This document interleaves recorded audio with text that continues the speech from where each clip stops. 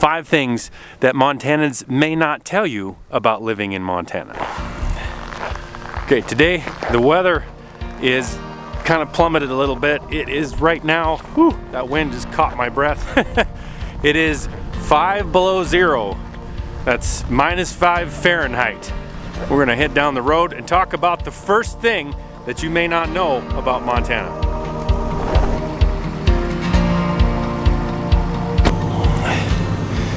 Here's a bonus survival tip. When it's -5 degrees outside, don't go without a hat, okay?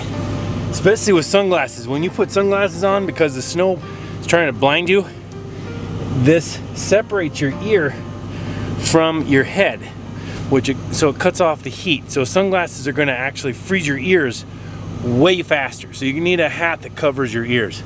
Not like I'm doing it.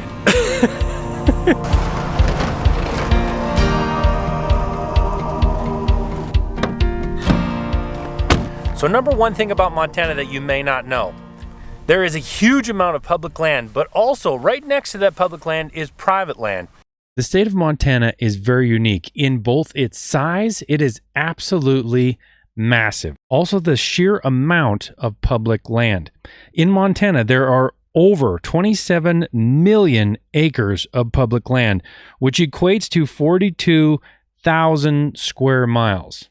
That is like the entire state of Tennessee in Montana. That's an incredible amount of land. Anybody can come out here. Anybody can come out here and they can use it to hike, they can fish, they can hunt on most of it. It's just an incredible place to live because of that. But remember to respect the land that people own.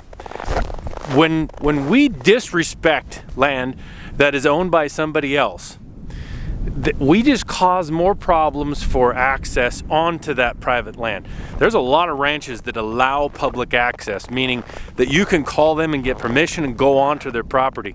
But if everybody feels that they own it, so they cut the fences down, they leave trash everywhere, they just disrespect the property because they feel that it should be public, what happens is the rancher just decides, forget it. I'm just going to close it off and nobody can access this property at all. And I like the fact that you know, the Fish and Game and the BLM are working on getting access to more private land for recreation.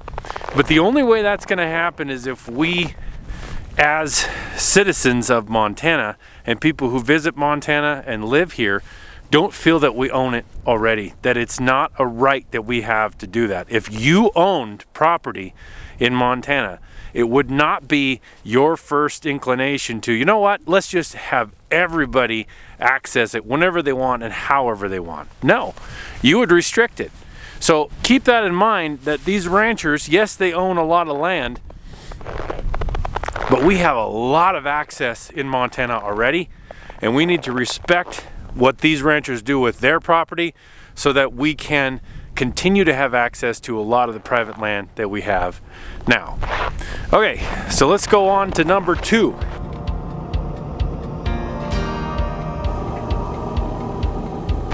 So number 2 is this. Cattle have the right-of-way in Montana. Not only on the highway, but also in your yard. In Montana, horses, cattle, any livestock that is out on the highway is actually your responsibility to not hit them. So if you hit a cow on the highway, guess whose fault that is? That's yours. If a cow is in your yard, that's not the rancher's fault, that's your fault. So when you purchase a piece of property, you need to make sure that you plan to fence the cattle out. One of the really special parts about living in Montana is becoming a part of the Old West and the ways that the Old West, the way that we live and did live in the Old West. And the last thing you want to do is try to change that. So when you come to Montana, remember that this rule applies.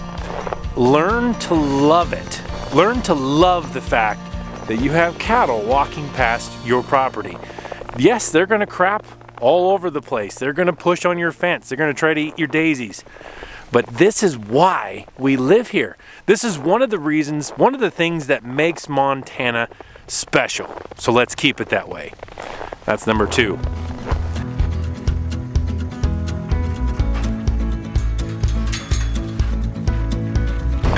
So the third thing about Montana that you probably didn't know is the traffic is terrible. I tell you what, when I grew up here, there was no traffic on these roads. And now, I mean, it just seems like every 5 or 6 minutes, there's somebody coming by on them. Not sure when I should go here. Okay, there's one guy coming down here. One guy.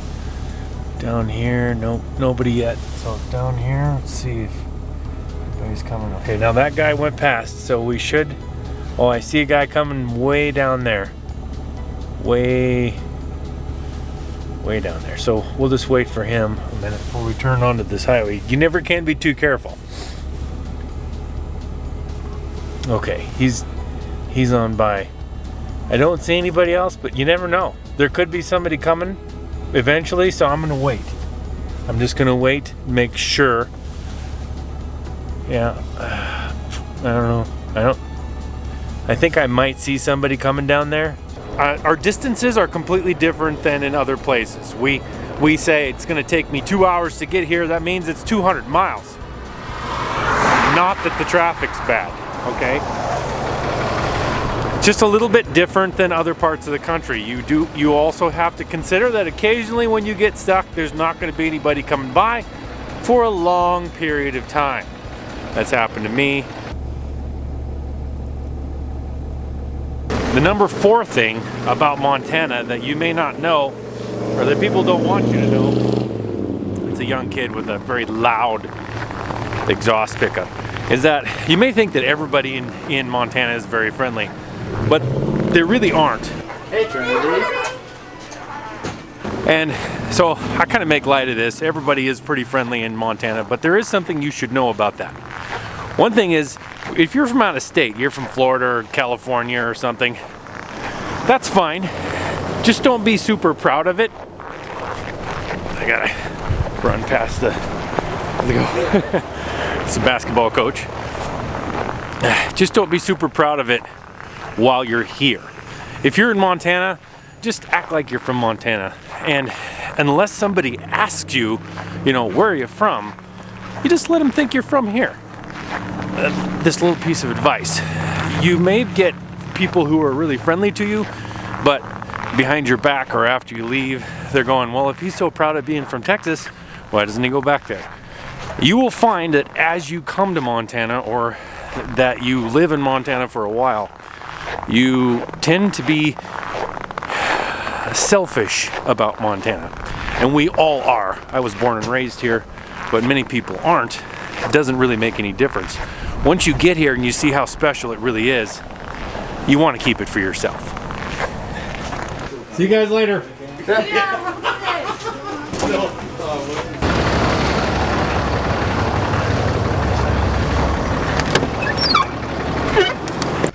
The number 5 thing that people don't really want to tell you about in Montana is winter sucks. I mean, right now it is now again 5 below zero. It's supposed to be, I think, 20 below zero tonight and a high of 5 below zero again tomorrow. It was actually supposed to be warmer today, but it didn't make it. So as you can see, the river, this is the Missouri River. See there? It's pretty solid at the moment.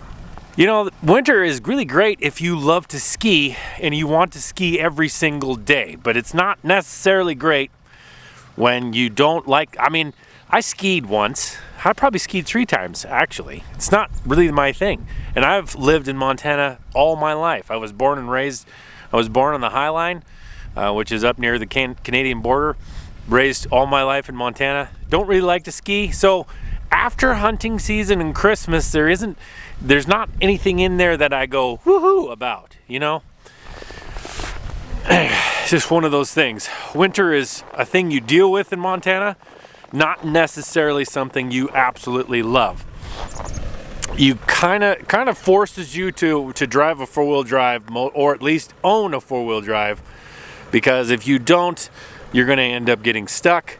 You're going to end up, I mean, like where we live 2 miles from town, but we've been snowed in there for 3 days before. Even this year, coming back from a game that my kids were playing in, a basketball game, we had snow coming up over the hood of my Dodge pickup trying to get back to our house. So it is something you have to be aware of. Winter is nasty, but mainly it's just long. So during the winter here in Montana, there's not a lot of sun. It's not like Alaska where it stays dark for 6 months out of the year, but in the fall, she starts getting pretty short during the day. It's pitch black at 4:30 in the afternoon, and it doesn't get light again till 8 in the morning. So you're getting a lot of darkness. It can get very depressing and down, and even when it's not that terrible cold. We don't tend to get a ton of snow in many areas of Montana. We get snow here and there, but it makes travel very iffy when we do get storms.